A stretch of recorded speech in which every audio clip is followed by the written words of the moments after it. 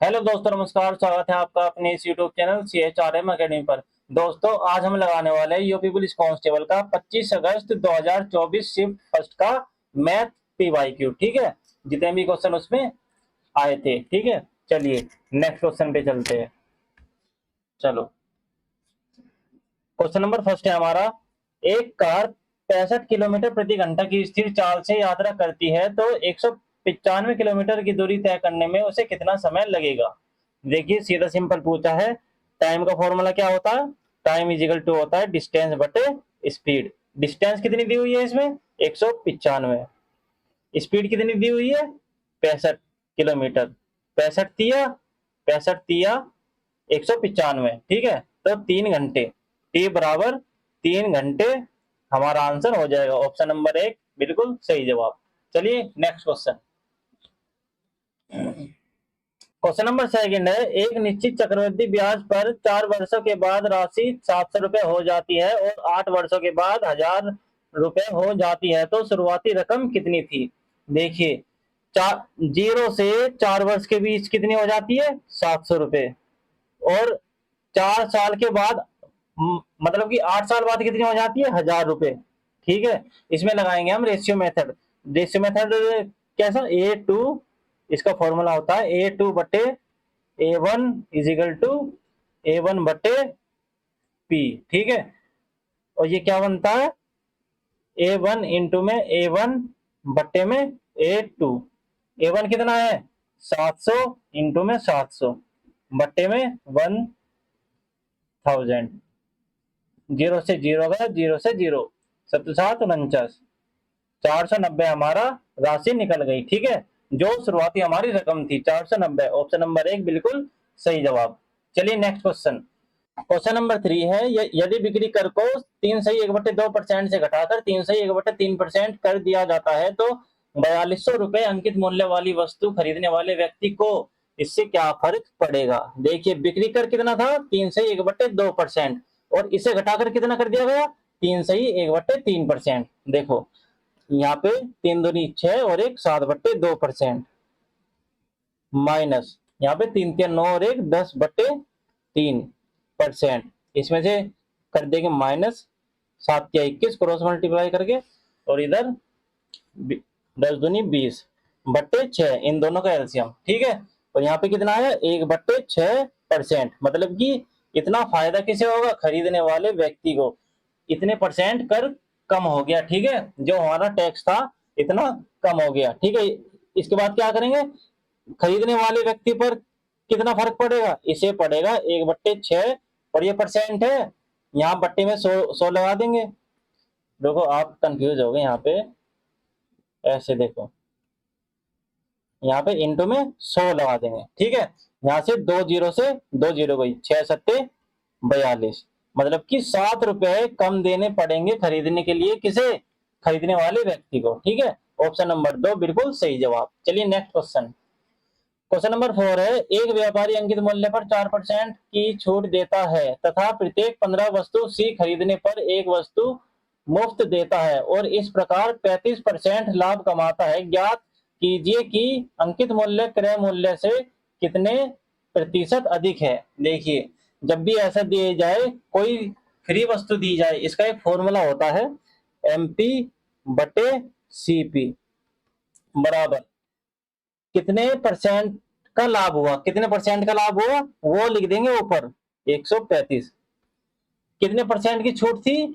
कितने परसेंट की छूट थी? 4% की। यहाँ पे लिख देंगे 96 इंटू में। इसके बाद क्या आएगा?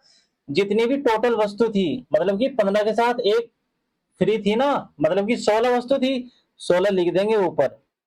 और जितनी वस्तु खरीदने के लिए उसने दाम दिया, ठीक है, 15 वस्तु, यहाँ 15 वस्तु। ठीक है, 15×9 = 135, 16×6 = 96, और यहाँ पे 3×3 = 9, 3×2 = 6। मतलब कि इसका अंकित मूल्य तो था 3 और इसका सीपी था 2।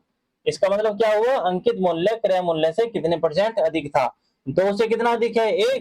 तो 1 ऊपर रख के इसका परसेंट निकाल देंगे। कितना परसेंट अधिक था? 50% अधिक था सर जी। ठीक है, ऑप्शन नंबर 3 बिल्कुल सही जवाब। चलिए नेक्स्ट क्वेश्चन। Question number 5। 1/3, 1/6, 10/9, 5/18 का लघुत्तम समापवर्तक ज्ञात कीजिए। देखिए लघुत्तम समापवर्तक एक, एक और 10 और 5 का जब भी फ्रैक्शन की संख्या आ जाती है तो उसका एलसीएम कैसे निकालते हैं? ऊपर वालों का तो निकाल लेंगे हम एलसीएम और नीचे वालों का एचसीएफ। तो ऐसे हमारा निकल जाएगा एलसीएम। ऊपर वाली संख्या क्या है? 1, 1, 10 और 5। इनका एलसीएम क्या है? साफ दिख रहा है, 10 होगा, 10। और एचसीएफ, एचसीएफ क्या होता है? कॉमन, जो भी पूरी संख्या में कॉमन हो। नीचे वाली संख्या का निकालना है ना एचसीएफ। कौन कौन सी है नीचे वाली संख्या? 3, 6, 9 और 18। कॉमन कौन सी है इनमें? 3, 3 इसमें भी है, 3 इसमें भी है, 6 में, 9 में भी है, 18 में भी है, मतलब कि 3। 10/3 हमारा बिल्कुल सही जवाब। देखो यहाँ 2, 10/4, 10/4 आ गए, यहाँ पे इसे काट के 10/3 लिख लो। ठीक है, चलिए नेक्स्ट क्वेश्चन। क्वेश्चन नंबर 6 है 42 और 49 की संख्याओं का लघुत्तम समापवर्तक और एचसीएफ का अनुपात क्या है? देखिए 42 और 49 की संख्याओं का पहले एलसीएम निकालेंगे हम। ठीक है, एलसीएम कैसे निकालेंगे? देखो 7 इसमें भी है, 7 है और 6 है इसमें भी, और इसका क्या आ जाएगा? एक साथ आ जाएगा इधर, सब तो 7 49, 49 और इंटू में 6, 300 इंटू में 300 माइनस 6, ये आ जाएगा आपका 294। ये क्या आया? ये आया सर जी आपका एलसीएम। ठीक है, ये आया आपका एलसीएम। एचसीएफ क्या है? जो दोनों में कॉमन रहता है। 6 7 42, 7 7 49, क्या कॉमन है दोनों में? 7। तो 7 यहाँ पे आ जाएगा। यहाँ पे एलसीएम अनुपात एचसीएफ ही तो निकालना है। यहाँ पे एलसीएम कितना आया? 294। और एचसीएफ, सॉरी, एलसीएम कितना आया? 294। एचसीएफ कितना आया? 7। इसे काट देंगे, 7 एकम 7, 7 चौक 28, 7 दूनी 14, 42:1। ऑप्शन नंबर 2 बिल्कुल सही जवाब। नेक्स्ट क्वेश्चन, क्वेश्चन नंबर 7 है ए और बी की औसत मासिक आय 1400 रुपए है, बी और सी की औसत मासिक आय 1560 रुपए है, और ए और सी की औसत मासिक आय 1440 रुपए है, तो सी की मासिक आय क्या है? देखिए हम इनका योग निकालेंगे, ए और बी का, ए प्लस बी का जो योग है वो क्या होगा? ये तो औसत दिया हुआ है ना, 1400 रुपए। इनका निकालना है हमें क्या? योग। 1400 इंटू में 2 कितना आएगा? 2800। ठीक है, फिर निकालेंगे बी और सी का, बी प्लस सी का कितना है? 1560। इसका कितना आएगा? 15 दूनी, यहाँ पे आएगा 1560 इंटू में 2, 312 जीरो। ठीक है, और फिर आएगा ए प्लस सी का, ए प्लस सी का कितना है? 1440। यहाँ पे आ जाएगा 1440 इंटू में 2 इजिकल टू 0882। 2 से मल्टीप्लाई हो गई सबकी। इसमें क्या आ गया? 0, 10 की 0, हासिल लेख। यहाँ पे कितना है? 18 का 1, हासिल लेख। कितना आया? 8, 88। और अब देखो ये सारे दो दो दो बार आए हुए हैं ना, यहाँ पे लिख देंगे 2a प्लस बी प्लस सी, ये आया इनका जो। ठीक है, 2 से काटेंगे, 4 4 0 0, 4400। ठीक है, यहाँ पे a प्लस बी प्लस सी कितना निकल के आया हमारा? 4400। ये क्यों निकल के आया? ये दो बार थे ना, ए भी 2 बार था इसमें, बी भी 2 बार था, सी भी 2 बार था इसके योग में। ठीक है, तो इसका मतलब हमें 2 से काटना था ये। ठीक है, तो हमें क्या निकालना है? सी की मासिक आय। सी की मासिक आय क्या है? कैसे निकालेंगे? अगर ए बी और सी की आय में से ए बी की आय हटा दी जाए, किसकी आय बचेगी? आय बचेगी हमारी सी की। ए और बी की कितनी है? 2800। 2800 कर देंगे इसमें से माइनस, बचा कितना? 0 0 6 और 1, 1600। ऑप्शन नंबर 4 हमारा बिल्कुल सही जवाब है। चलिए नेक्स्ट क्वेश्चन, क्वेश्चन नंबर 8 है क्रय मूल्य और विक्रय मूल्य का अनुपात 15:14 है, तो हानि प्रतिशत ज्ञात कीजिए। देखिए सीपी क्या है? 15, विक्रय मूल्य क्या दिया हुआ है? 14। 15 की वस्तु 14 में बिक गई, कितने का लॉस हुआ? का 1 का लॉस हुआ। प्राइस क्या था? 15 इंटू में 100 इजिकल टू 5 या 15 यहाँ पे, और 20 की 3 से करेंगे, 3 चिंग 18, 2/3%। 6 सही, 2 पर से 3% की हानि होगी। ऑप्शन में कहा है, ऑप्शन में नहीं है, ये 16% गलत टाइप हो गया। ठीक है, इसे काट देंगे। 6 सही, 2/3%, ऑप्शन नंबर 1 बिल्कुल सही जवाब। चलिए नेक्स्ट क्वेश्चन। क्वेश्चन नंबर 9 है, तीन मित्र ए, बी और सी एक गोलाकार स्टेडियम के चारों ओर दौड़ना शुरू करते हैं और क्रमशः 24 सेकंड, 36 सेकंड और 30 सेकंड में एक चक्कर पूरा करते हैं। कितने मिनट के बाद वे प्रारंभिक बिंदु पर फिर से मिलेंगे? इसका मतलब क्या है, जब भी ऐसे क्वेश्चन देखो एक साथ मिलने वाले, क्या निकालना होता है, इनका एलसीएम निकालना होता है। एलसीएम, उतने ही मिनट बाद वो मिलेंगे। ठीक है, 24, 36 और यहाँ पे एलसीएम ऑफ 24, 36 और 30, इनका निकालना है एलसीएम। अब देखिए ऑप्शन से एलिमिनेट करेंगे इसे। देखो इनका एलसीएम, पांच का जो एलसीएम होगा, पांच का जो एलसीएम होगा वो, मतलब कि हमें ऐसी संख्या ढूंढनी है जिससे ये सारी संख्या कट जाए, तीनों की तीनों। हमें ऐसा ऑप्शन ढूंढना है। ठीक है, 5 से कट रही है, 30 कट रही है, 36 नहीं कट रही, तो ये ऑप्शन हमारा एलिमिनेट हो गया। ठीक है, 12 से देखो, 12 से 30 कटेगा तो ये नहीं, ये हमारा ऑप्शन हो गया एलिमिनेट। अब 8 पे आ जाओ, ये जो तीसरा ऑप्शन है, 8 मिनट, 8 से जो है 36 नहीं कटेगा, 24 कट रहा है बस, तो ये भी हमारा ऑप्शन एलिमिनेट हो गया। जो ये 6 मिनट है, इससे 30 भी कटेगा, 36 भी कटेगा और 24 भी कटेगा, तो ऑप्शन नंबर 2 हमारा बिल्कुल सही जवाब। Next question. 9 संख्याओं का औसत 30 है। 9 संख्याओं का औसत 30 है, इनका योग कितना हुआ? 9 इंटू में 30 कितना आ गया? 9 तिया 27, 270। पहली 5 संख्याओं का औसत कितना है? पहली 5 संख्याओं का औसत है हमारा 25, इनका योग कितना हुआ? 125। ठीक, अंतिम 3 संख्याओं का औसत 35 है। अंतिम 3 संख्याओं का औसत कितना है? 35 तिया 105। ठीक है, इनका योग करो, कितना आया? 220। 220 आ गया, 220। इसके बाद क्या करेंगे हम? इसके बाद करेंगे हम छठी संख्या ज्ञात करनी है हमें। छठी संख्या ज्ञात करने के लिए जो देखो 8 संख्या तो ये है, 5 और 3 8, और ऊपर कितना का योग है? 9। अगर इसमें से ये घटा दिया जाए कितना आएगा? कितना आएगा? 50। तो यही हमारा बिल्कुल सही जवाब है। ठीक है, देखो कोई गलती हुई है क्या? गलती, हाँ हाँ, देखो देखो, सॉरी, यहाँ पे थोड़ी मिस्टेक हो गई, ये जोड़ने में थोड़ी मिस्टेक हो गई। देखो यहाँ पे, एक सेकंड इसे मिटा देता हूँ।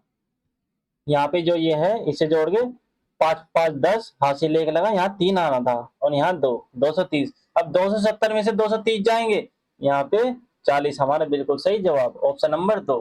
ठीक है, चलिए नेक्स्ट क्वेश्चन। क्वेश्चन नंबर 11 है, 90 किलोमीटर प्रति घंटे की चाल से चल रही 35 मीटर लंबी रेलगाड़ी द्वारा बिजली के एक खंभे को पार करने में कितना समय लगेगा? टाइम इजिकल टू क्या होता है? टाइम इजिकल टू होता है डिस्टेंस बटे स्पीड। डिस्टेंस कितना है? 35 मीटर। स्पीड कितनी है? 90 किलोमीटर प्रति घंटा। इसे किस में बदलेंगे? मीटर प्रति सेकंड में। यहाँ पे 5/18 से कर देंगे गुना, 18 पंजे 90, 5 सत्ते 35, 7 को भाग देंगे 5 से, 5 एकम 5, और यहाँ पे आ जाएगा 5 चौक 20। 1.4 सेकंड हमारा बिल्कुल सही जवाब, ऑप्शन नंबर 2। चलिए नेक्स्ट क्वेश्चन। क्वेश्चन नंबर 12 है, यदि 72 लड़के 280 मीटर लंबी दीवार को 21 दिनों में बना सकते हैं तो कितने लड़के 200 मीटर लंबी समान दीवार बनाने में 18 दिन लेंगे? देखिए 72 लड़के, कितनी लंबी दीवार है? एमडीएस वाला फॉर्मूला लगेगा इसमें। ठीक है, 280 मीटर लंबी दीवार बनानी है, कितने दिन में? 21 दिन में बना सकते हैं ये। ठीक है, तो कितने लड़के 200 मीटर लंबी दीवार बनानी है, कितने लड़के हमने मान लिया x इंटू में दीवार बनाने में 18 दिन में बनेंगे। ठीक है, 18 दिन में बनानी है, मतलब 18 दिन लेने हैं। ठीक है, यहाँ पे 0 से 0 गया, यहाँ पे 7 या 21, 7 चौक 28, 4 एकम 4, 4 अठे 32, 18 से गया 18, और यहाँ पे x बराबर कितना आया? 60। ये क्रॉस मल्टीप्लाई करके ऊपर हो जाएगा ना, x बराबर 60, मतलब कि 60 लड़के चाहिए होंगे। ठीक है, ऑप्शन नंबर 4 बिल्कुल सही उत्तर। Next question. क्वेश्चन नंबर 14 है, दो पुरुष और एक महिला एक साथ एक काम को 14 दिन में पूरा कर सकते हैं। चार महिलाएं और दो पुरुष मिलकर इसे 8 दिन में कर सकते हैं। यदि एक पुरुष को प्रतिदिन 600 रुपए मिलते हैं तो एक महिला को प्रतिदिन कितना मिलना चाहिए। देखिए, दो पुरुष प्लस एक महिला, ठीक है। पुरुष को मान लिया मैंने P, महिला को मान लिया मैंने M, ठीक है। दो पुरुष और एक महिला एक काम को कितने दिन में कर सकते हैं? 14 दिन में, ठीक। और यहाँ पे उसी काम को चार महिलाएं, दो पुरुष मिलकर इसे 8 दिन में करते हैं, ठीक है। अब इनकी निकाल लेंगे एफिशिएंसी। कैसे निकालेंगे? 14 दूनी 28, पुरुष 14M is equal to 8 Chowk 32, M 8 दूनी 16P, ठीक है। 28P माइनस ये P वाला इधर ले आएंगे, पुरुष जो है 16P बराबर 14M minus 32M minus 14M। 28 में से 16 गए, 28 में से 16 गए 8 में से गए 2 और 1, 12P और इजिकल टू यहाँ पे कितना आएगा? 32M माइनस 14M 18M, ठीक है। P बटे M कितना निकला? 6 18, 6 दूनी 12, इसे काट देंगे। P कितना है? 3, M कितना है? 2। देखो, एक पुरुष की एफिशिएंसी कितनी निकली हमारे पास? 3। एक महिला की एफिशिएंसी कितनी निकली? 2। और एफिशिएंसी के हिसाब से पैसा बढ़ता है। यहाँ पे क्या दिया हुआ है? एक पुरुष को प्रतिदिन 600 रुपए मिलते हैं, मतलब कि 3 यूनिट बराबर है हमारी 600 के। एक यूनिट बराबर कितने हो गए? 3 दूनी 6, 200। और महिला की यूनिट कितनी है? 2। क्वेश्चन में क्या पूछा? एक महिला को प्रतिदिन कितना मिलना चाहिए, तो 2 से इसकी मल्टीप्लाई कर देंगे। 2 यूनिट है इसकी, 2 दूनी 4, 400 रुपए। ऑप्शन नंबर 4 बिल्कुल सही जवाब। नेक्स्ट क्वेश्चन, क्वेश्चन नंबर 15 है, एक मिश्रण के 40 लीटर में 17:3 के अनुपात में दूध और पानी है। इसमें कुछ और दूध मिलाने के बाद परिणामी मिश्रण में दूध और पानी का अनुपात 1 हो जाता है, तो इसमें मिलाए गए दूध की मात्रा कितनी थी? देखिए, हमारे पास मिश्रण है किस किस का? मिल्क और वाटर का। और कितना है मिश्रण? 40 लीटर। और इनका अनुपात क्या है? 17:3 के अनुपात में, ठीक। और यहाँ पे 7 और 3 कितना हो गया? 7 और 3 20, मतलब कि 40 लीटर है। और यहाँ 20 है। यहाँ 1 बराबर कितना हो गया? 1 यूनिट बराबर 2 है। इसे अभी के लिए याद रखना है आपको, ठीक है। अनुपात में इसका मतलब है 1:2 की इसकी वैल्यू दी हुई है। 17:3 के अनुपात में दूध और पानी का अनुपात है। और कुछ और दूध मिलाने के बाद परिणामी मिश्रण में दूध और पानी का अनुपात कितना हो जाता है? सिर्फ दूध मिला है, याद रखना, 7:1 हो जाता है। 7:1 हो जाता है। सिर्फ दूध मिला है, वाटर नहीं मिला। जब वाटर नहीं मिला, यहाँ पे 1 कैसे आ गया? तो इसे बनाएंगे 3, इसे सेम बनाएंगे। तो 3 से मल्टीप्लाई इसकी कर देंगे, 3 से मल्टीप्लाई इसकी कर देंगे। 7 या 21 और 3 एकम 3, ठीक है। ये आ गया हमारा अनुपात। इसका मतलब है देखो 17 था पहले दूध, अब हो गया 21। कितने यूनिट बढ़ा? 4। और 1 यूनिट किसके बराबर है हमारी? 2 के। तो 4 की मल्टीप्लाई कर देंगे 2 से। 8 लीटर हमने दूध की मात्रा में डाला था, ठीक है। मिलाए गए दूध की मात्रा 8 लीटर। ऑप्शन नंबर 1 बिल्कुल सही जवाब। नेक्स्ट क्वेश्चन, क्वेश्चन नंबर 16 है, एक रेलगाड़ी एक समान चाल से चलते हुए 240 मीटर लंबे एक प्लेटफॉर्म को 10 सेकंड में पार करती है और एक टेलीग्राम पोस्ट को 6 सेकंड में पार करती है, तो रेलगाड़ी की लंबाई और उसकी चाल ज्ञात कीजिए। अब ध्यान से देखो क्वेश्चन, प्लेटफॉर्म के साथ तो कितने देर में कर रही है? 10 सेकंड में पार, ठीक है। और एक टेलीग्राफ पोस्ट मतलब खंबे की तरह रहता है वो, मतलब कि जब खंबे को पार करेगी मतलब कि अपनी ही लंबाई को पार करेगी। जब अपनी ही लंबाई को पार करने में 6 सेकंड लग रहे हैं और अपनी ही लंबाई प्लस प्लेटफॉर्म की लंबाई पार करने में कितने सेकंड लग रहे हैं? 10 सेकंड। और अपनी लंबाई पार करने में कितने हैं? 6। मतलब कि प्लेटफॉर्म को पार करने में, मतलब कि प्लेटफॉर्म कितना है? प्लेटफॉर्म है हमारा 240 मीटर। 240 मीटर पार करने में कितने सेकंड लगेंगे? 4 सेकंड। 4 सेकंड कैसे? 6 सेकंड तो अपनी ही लंबाई पार कर रही है ना, 4 सेकंड लगेंगे इसे पार करने में 240 मीटर लंबे प्लेटफॉर्म को। ठीक है, तो 240 बटे 4 सेकंड, 4×24, ये क्या निकली? ये निकली स्पीड। स्पीड डिस्टेंस बटे टाइम, मीटर प्रति सेकंड में। मीटर प्रति सेकंड में निकल गई, लेकिन किस में दिया हुआ है आंसर? किलोमीटर प्रति सेकंड में। तो इसे बदलेंगे किलोमीटर प्रति सेकंड में। बदलने के लिए क्या करते हैं? 18/5 से मल्टीप्लाई, 5×12, 18×2=36, 18×18 216 किलोमीटर प्रति घंटा। ये है ट्रेन की स्पीड। ठीक है, कौन सा ऑप्शन है? Option number 4। आप ये भी निकाल सकते हैं, क्या पूछा है? लंबाई और चाल। अगर आपकी एक चीज निकल गई तो आप पेपर में दोनों चीज तो निकालेंगे नहीं, क्योंकि ऑप्शन अलग अलग दिए हुए हैं। ठीक है, तो हम ऐसे ही आगे बढ़ जाएंगे। अगर आपको इसकी लंबाई भी निकालनी है, कैसे निकालेंगे? देखिए, यहाँ पे जैसे ये है 216 मीटर तो निकल गई, और अब अपनी ही लंबाई को पार करने में डिस्टेंस बराबर, डिस्टेंस बराबर क्या होता है? डिस्टेंस बराबर होता है स्पीड इंटू में टाइम। स्पीड कितनी है इसकी? 60 मीटर।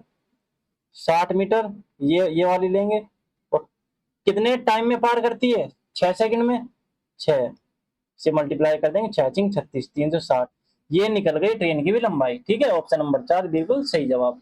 नहीं तो एक चीज निकलने के बाद भी आप आगे बढ़ सकते हो एग्जाम में। ठीक है, जब अलग अलग ऑप्शन हो। क्वेश्चन नंबर 17, चावल की कीमत में 20% की कमी एक ग्राहक को 8,000 रुपए में 125 किलोग्राम अधिक खरीदने के लिए सक्षम बनाती है। तो चावल का प्रारंभिक मूल्य प्रति किलोग्राम कितना है? देखिए, मूल्य, मूल्य का अनुपात कितना है? 20% की कमी। 20% को कैसे लिख सकते हैं? 20×5, मतलब कि 1/5। 1/5 का मतलब क्या है? पहले था 5 मूल्य इसका, अब कितना हो गया? 1 कम हो गया, 1 हमारा कम हो गया, मतलब कि 5 था, अब कितना हो गया? 4 हो गया। ठीक, और यहाँ मात्रा, मात्रा तो इसका अपोजिट होती है। यहाँ पे पहले 5 रुपए में 4 वस्तु आती थी, अब 4 रुपए में कितनी वस्तु आती है? 5। ये कह रहा है क्वेश्चन, सिंपल सा। अब क्या बोल रहा है? 8,000 रुपए में 125 किलोग्राम अधिक खरीदने के लिए सक्षम बनाती है एक ग्राहक को। ठीक है, एक यूनिट, यहाँ पे क्या बढ़ रही है? एक यूनिट। यहाँ पे कितनी बढ़ रही है? 135 किलोग्राम। एक यूनिट बराबर है 125 किलोग्राम। ठीक, क्वेश्चन में क्या पूछा है? चावल का प्रारंभिक मूल्य। प्रारंभिक हिस्सा तो हमारा ये है। ठीक है, प्रारंभिक हिस्सा है हमारा ये, तो 4 से इसकी मल्टीप्लाई करेंगे, मात्रा से कर रहा हूं मैं। ठीक है, 25×4, यहाँ पे आ गया 500। क्या पूछा है? तो चावल का प्रारंभिक मूल्य प्रति किलोग्राम ज्ञात कीजिए। यहाँ पे निकल गई 500 किलोग्राम था इसकी मात्रा, और पैसे कितने इनके पास? 8,000। 8,000 को डिवाइड दे देंगे 500 से, हमारा निकल जाएगा क्या? हमारा निकलेगा प्रारंभिक मूल्य। ठीक है, 5 से 5 कटा, और यहाँ पे 16 किलोग्राम प्रति, 16 रुपए प्रति किलोग्राम। क्या लिख रहा हूं मैं? एक सेकेंड। 16 रुपए प्रति किलोग्राम। ठीक है, ऑप्शन नंबर 1 बिल्कुल सही जवाब। चलिए नेक्स्ट क्वेश्चन, क्वेश्चन नंबर 18 है हमारा। निम्नलिखित में से 545 इंटू में 545 माइनस 125 इंटू में 125 का आउटपुट क्या होगा? देखिए, अगर एग्जाम में मल्टीप्लाई करोगे तो बहुत सारा टाइम लग जाएगा, तो इसमें लगाएंगे हम डिजिटल सम। डिजिटल सम कैसे लगाएंगे? देखो, 5 और 4 9 हो गए, और जो जहां 9 हो जाते हैं वो कट जाता है। यहाँ से कितना मिला हमें? 5, और यहाँ पे भी 5, और यहाँ पे कितना मिला?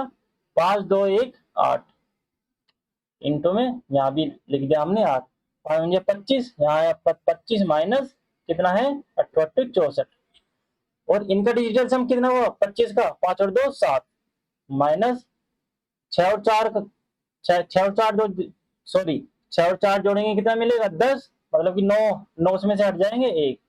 इसका डिजिटल सम आया, 7 में से 1 गया 6। ठीक है, 6 आया हमारा डिजिटल सम। अब इन ऑप्शन में से वही आंसर होगा जिसका डिजिटल सम होगा 6।